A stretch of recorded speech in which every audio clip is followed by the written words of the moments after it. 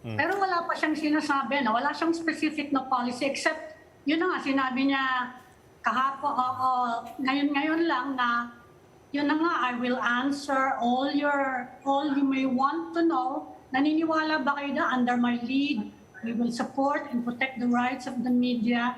Kasi wala naman siyang, well, unlike the previous president, no, talagang publicly talagang nakikipag-away siya sa media.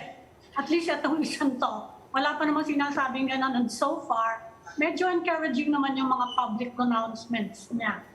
You think that's a positive sign? Yung una po, very glaring for us that he did not condemn the killing of Percy Lapid. So disappointing po yan. And it sends the message to perpetrators na bakit siya tahimik doon? Bakit hindi niya kinondena? It could be, it's a statement expected of him as a president.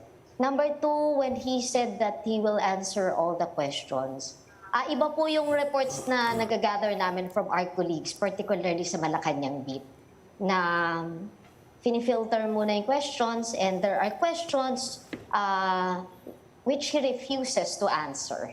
So medyo may disconnect.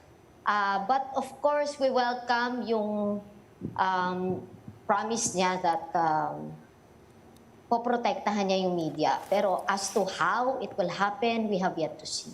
Let me zoom out a bit on the situation of violence against journalists and the media, because as we said, you have been monitoring this, many groups have been monitoring this since 1986.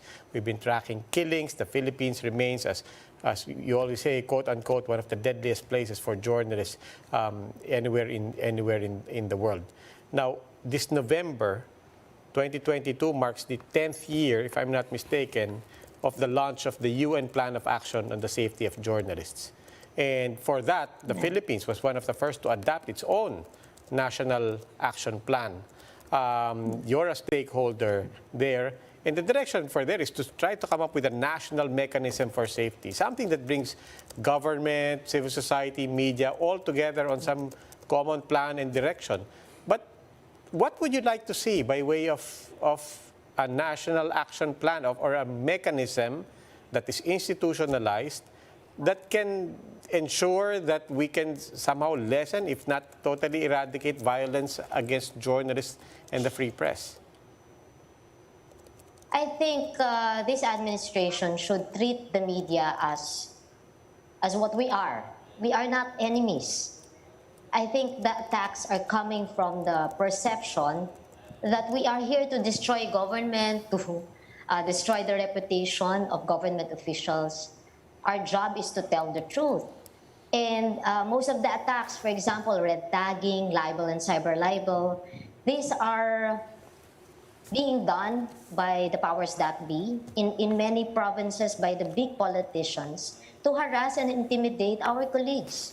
So it should start from that change in mindset in the framework on how they appreciate or treat media's role in a democracy. Kasi ganun lang naman talaga yung gusto natin, di ba? To be able to do our work.